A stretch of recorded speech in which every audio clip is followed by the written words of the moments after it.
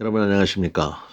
아직까지도 사제 장비, 즉 비인가 장비에 대한 논란이 이어지고 있는, 아직까지도 사제 장비, 즉 비인가 장비에 대한 논란이 이어지고 있습니다. 물론 군대 내에서 비인가 장비가 난무하는 것은 우리가 지양을 해야 될 겁니다.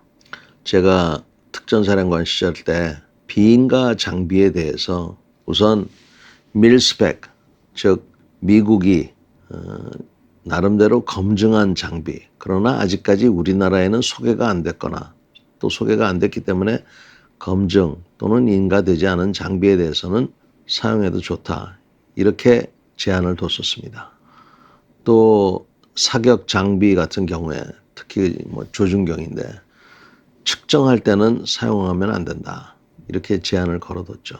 이거는 왜 그랬냐면 무엇보다도 돈이 있어서 그런 조준경을 사는 사람과 이런저런 이유로 그런 조준경이 없는 사람이 사격 측정을 해서 그 사격 측정이 진급에 반영이 되거나 이러면 여건이 안 되더라도 그런 조준경을 사거나 이래야 되니까 그런 걸 막기 위해서 했던 겁니다.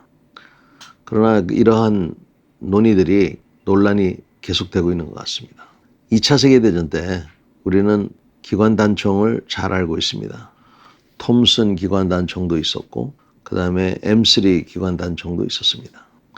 이런 기관단총들은 총알이 작아서 파괴력은 적었지만 근거리에서 다량의 사격을 할 수 있음으로 해서 제압사격과 또 살상력을 유지할 수가 있었습니다. 유럽 전선에서 독일군은 MP40이라는 기관총을 갖고 있었죠. 기관단총을. 근데 여러분, 일본군은 그런 기관단총이 있었을까요? 일본군도 그런 기관단총이 있었습니다. 그렇지만 전체 일본군에 너무 숫자가 적어서 지금 우리 기억 속에 그런 기관단총이 있었는지조차도 잘 기억이 안 납니다. 그래서 일본이 미국 군들하고 싸울 때 화력면에서 굉장히 불리했었습니다.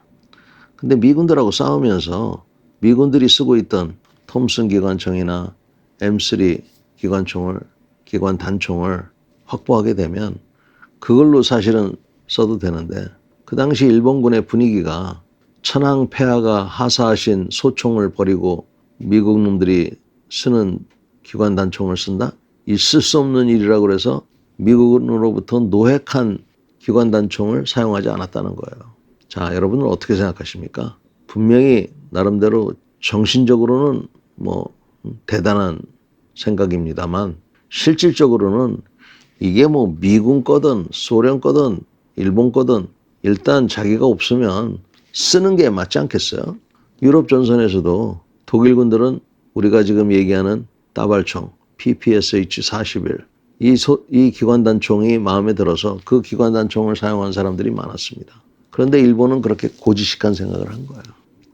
우리 국군이 일본군의 후신이라고 그렇게 지적하는 사람들도 있습니다만 저는 그렇게 보지 않습니다만 이런 생각은 과연 거기서 나온 게 아닌가 싶습니다. 비인가 사제 장비는 분명히 어느 정도 범위를 정해줘야 됩니다. 그러나 그런 비인가 사제 장비를 잘 보고 좋다 그러면 빨리 도입할 수 있도록 빨리 인가 장비로 만들어주고 예산으로 뒷받침해주고 심지어는 자기 돈으로 산 사람들에게 국가가 보상해주는 이런 게 돼야 됩니다. 여러분, 이번에도 대통령이 아크 부대에 갔는데 아크 부대에서 본인들이 UAE의 군사 지원으로 가 있는데 UAE보다도 못한 장비를 갖고 있다, 창피하다, 이런 얘기를 한 거 아시죠? 대통령께서는 잘 살펴보라고 얘기하셨다는데 살펴보는 게 아니라 제대로 좀 고쳐줬으면 좋겠습니다. 오죽하면